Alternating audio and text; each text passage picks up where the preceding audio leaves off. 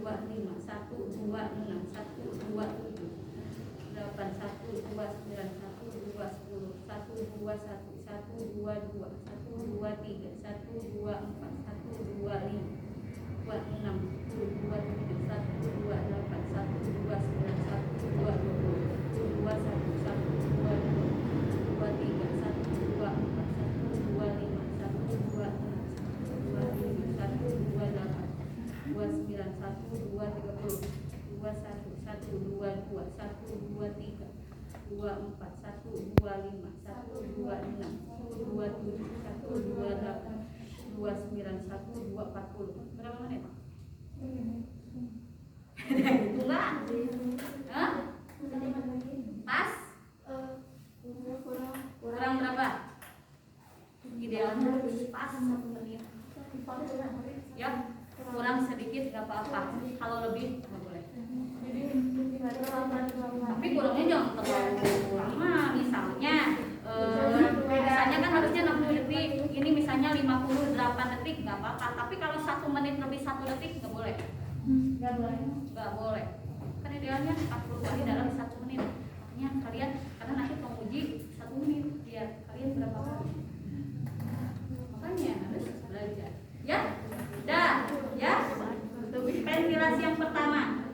Kemudian kita setelah itu kita nilai. Selalu evaluasi itu adalah bayi menangis dan bayi tidak menangis. Ya, lihat. Ternyata setelah ini bayi menangis. Ya, di sana gitu ya. Bayi menangis, melanjutkan perawatan rutin. Bawa bayinya ke ibu. Mau IMD atau susu, yang penting bawa ke ibu.